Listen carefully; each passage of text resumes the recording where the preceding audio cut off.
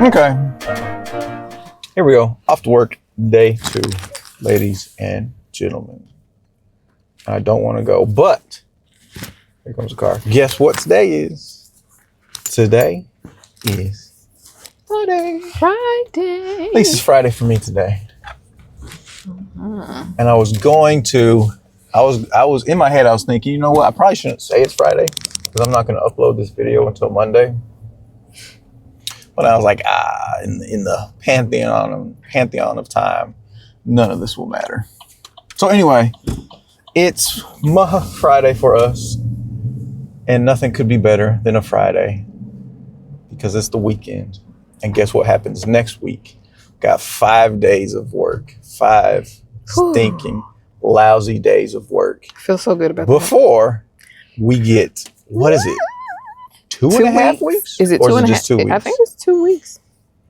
We get 2 weeks off for Christmas break. Yay. We're not teachers. We used to be teachers, but we still live within the world. Once a teacher, always a That's teacher. not true. We still live within the world of education. So we still get like the Thanksgiving break off, the Christmas break off. We don't get the full summer like teachers do. We get 1 week in the summer. We get that 1 week of the 4th of July off. We don't get like the full 2-month-long summer break. But anyway. Once an educator, always an educator. Okay, well, you may not be a that's teacher. different, yeah. Okay.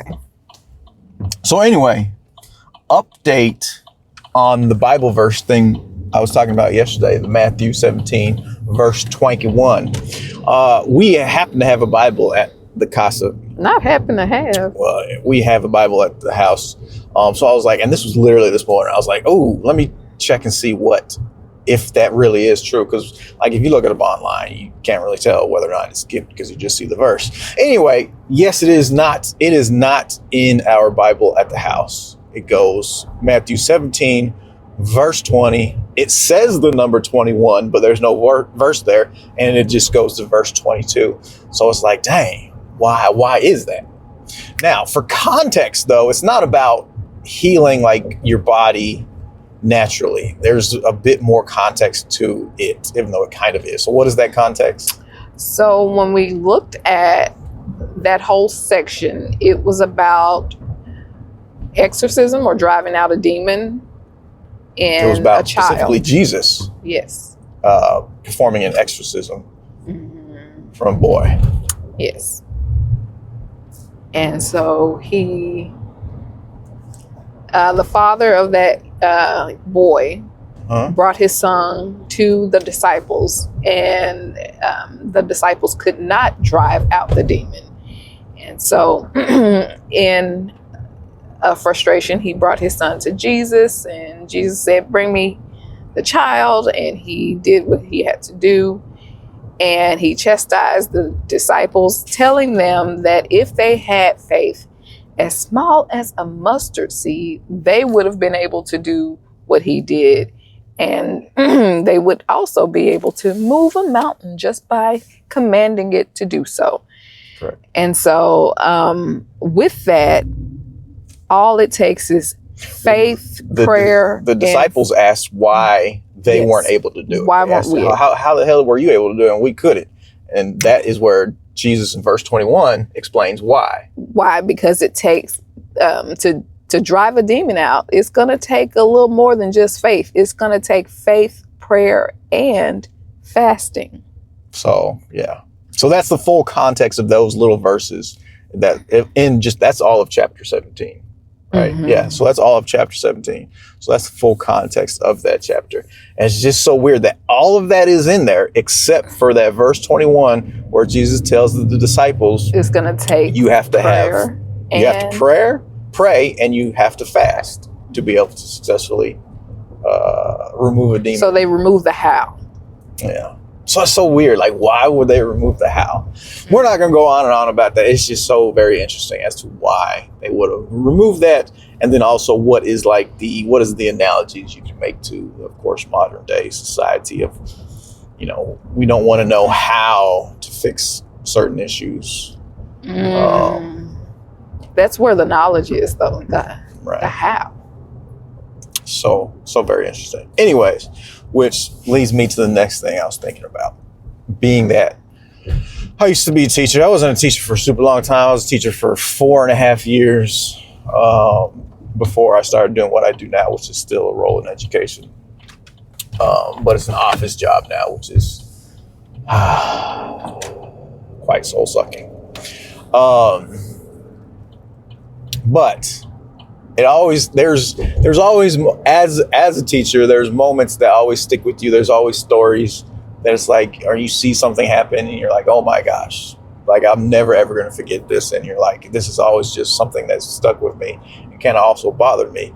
And in my position as a teacher, not only was I a teacher, I was also an in facto administrator for my specific grade level. There was administrators for each grade level, and I was the administrator for my specific grade level. So like all the teachers I was responsible for, the math teacher, the science teacher, the history teacher, the Spanish teacher, like all the teachers I was responsible for. And then one day I remember the science teacher came to me and he was like, you know, I realized something today. And I was like, what is it? And he was like, the kids don't know how to tell time on the clock in the classroom. They don't know how to tell time on an analog clock. Mm-hmm. And I was like, it was something I already knew because it's one of those skills that kids don't have these days. And this bothered the teacher horribly. And he wanted to make a point of trying to teach the kids how to tell time on an analog clock. And remind you, he's a science teacher. So it's not really in his lane to be teaching how to read analog clocks. Not only is it not the grade level appropriate, it's also not subject appropriate. So I was like, I get what you're saying. And yeah, it's crazy that they don't know how to read an analog clock. I was like, that's not your job to try to teach the kids how to read an analog clock. You're supposed to be in there teaching them about science, which I would argue is much more important of a skill, knowing scientific thinking, mm-hmm. Terminology and processes versus telling time on an analog clock. So that is one of the stories that has always stuck with me. And it always makes me think about what are the pertinent skills that kids should be learning in school nowadays that, of course, we learned, or I learned as a little kid. Of course, I learned how to tell time on an analog clock. That was like the one option. We had digital clocks, but everything was analog. So mm-hmm. you spent time practicing telling time on an analog clock. You had the little paper, right, like worksheets with the clock on it. So that's a very basic skill that I learned. However, now, being that I'm 43 and seeing kids grow up now in a completely digital age, I can understand the argument of, well, that's just not a valuable skill for kids to learn how to tell time on an analog clock. Just like if I was in the classroom now, I would never try to get my kids to analyze and make use of a newspaper because it's just not technology that they would interact with on pretty much any time in their life. So it's just like, I get the argument that like, wow, that's such a basic skill that kids should have, but then is it really a necessary skill for kids to have these days? For them moving forward in the 21st century, right? I see what you mean. Like if you were a 12, 13-year-old kid, is it really beneficial? What is the lifelong benefit of learning how to, or knowing how to read an analog clock? And I get both sides of the argument. I couldn't really tell you like which one I'm specifically on the side of, because I don't have like a solid opinion on that. I think the core skill is the thing that they need. And I think that, I don't know, there's maybe some appreciation that is lost, and that's what we're feeling as the old folk. Like the old folk. Yeah, like the way we used to have to memorize phone numbers and writing in cursive and oh my God, that's a skill I lost. Yeah. From being a kid.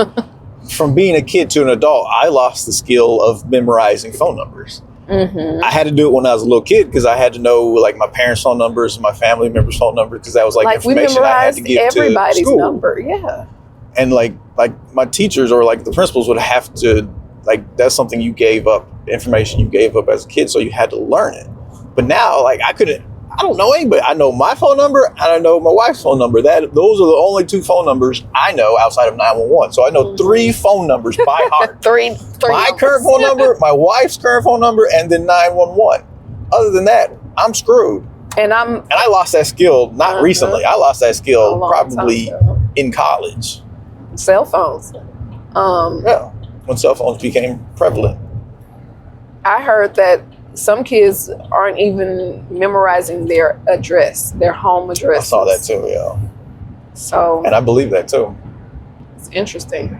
But that's like another skill that seems to be going by the wayside, or at least it's becoming a skill that is learned a lot later in life, is learning how to drive. Like kids coming up now aren't, when they turn 15, 16 years old, they're not immediately going out and getting a driver's license and learning how to drive. Like driver's ed? Right. Where when I was a kid, like since you were like 12 years old, you were just counting down the days to when I could go take my driver's license test, get my driver's license, and practice driving a car. Like that was everything you were waiting for the moment you became a teenager. But now it's like kids don't know how to drive. They don't want to know how to drive. I wonder if that's access to public transportation plus the economy. Like, we only have this one car. We're not going to trust you to roll around in it and mess up our car. Right. Our one means of transportation. Yeah. So it's probably a combination of reasons why that's happening. So back to the whole analog clock, that being a necessary skill or not. Along with that, there's always the argument, and here's one I do have a definitive answer on, the argument about whether or not kids should be learning cursive in school. Because I see that all the time online about these older former teachers or just older people in general talking about kids aren't learning how to write cursive nowadays, and it's ruining society as a whole, pretty much is the claim that they're making. And I remember just barely practicing how to write cursive when I was in elementary school and stuff like that. So it was never like a specific skill I strongly mastered. Like I can do it, but it's not something I would want to do on a regular basis because it still would take me a long time to write something out in cursive versus just writing it out in normal handwriting. And it's interesting because in Texas, that is a specific skill, a specific standard that kids are expected to learn in school still. The cursive writing standards are still within the elementary standards, so it's something that is supposed to be taught in Texas. So anytime I hear someone make an argument about, oh, they're not teaching kids cursive anymore and it's destroying humanity, and living in Texas, I'm like, well, in Texas they are supposed to be learning how to write cursive because it's a mandatory standard within the state of Texas that kids are supposed to learn and master by the end of whatever school year it is. But here's my thing. Here's my standpoint on cursive writing. I will say cursive writing is an unnecessary skill that a student does not need in life to be successful or to be anything. That the act of writing in cursive to me is the same thing as learning how to read a newspaper, is learning how to type on a typewriter. Those things are, in my opinion, antiquated customs, technology that is no longer needed. I definitely understand that point. However, I do believe, and I would have to look it up for myself, that there is research that backs the connection between... There's research that backs anything that you wanted to back. Between writing and thinking and sub-processing. And cursive, sure, writing is important. Cursive is a means because everything is connected. I think there's research in in that specific point and how it supports thinking and processing. So I can't say that it's antiquated. I think for the people it works for those individuals. And the only way you know it works for you is to be exposed to it. So I think it's appropriate for kids to experience cursive. And you have the added point that people make all the time. Reading our old founding documents, that's a good point. In cursive. That is a good point. Despite the fact that things are digitally, translated into print, we still exactly translated. That is the thing that we're up against. So it's good to be able to see the original text and, well, presumably the original text, which goes all the way back to the whole issue with Bible and translations of it. Nobody understands the original text that it was written in. So alive today. Now it's all just a bunch of to have faith. You have to have faith in the translation of whatever it is you're trying to have faith in, which is, to me, an interesting prospect. Yeah, we're just gonna delete the how. Right. So yeah, that's always been something that I've always thought a whole lot about is what should be actually taught in school. And I'm a big fan of being a former English teacher. I am a big fan. I question like all the things that I had to teach at the middle school level as an English teacher. I'm like, gosh, any of that stuff even useful? Was any of that stuff even important for a child to be successful within the world? Like, we spent time, like, figurative language. Does a kid need to know the difference between a simile, onomatopoeia, metaphor to be successful in life? And was that a valuable use of time? I think so. I think now, because I would argue from my school experience, don't hit my mic. I went to like, I had to take shop class. I had to do woodworking. I had to do the home ec class. Like, those classes don't exist from my experience as an educator and working within a large public school system now. Those classes don't exist on the majority of campuses. So the majority of students aren't getting any of those experiences. So I learned the basics of sewing, cooking, how to use tools for working with wood, and how to use tools for working with metal. And that later translated to me having a basis for working in construction, which I did for a number of years, and which was my favorite job of all time. Where now a kid that just goes through the public school system and does not get those classes and graduates having successfully mastered math, science, history, and English, because those are the tested classes, so those are the ones that are focused on and spent the most time on. Is that going to make that kid successful throughout the rest of his life when they never learned how to do any tangible, essentially life skill, if you will? And then, with the rise in homeschool and parents making the decision to keep their kids home so they can have more of those real world experiences versus this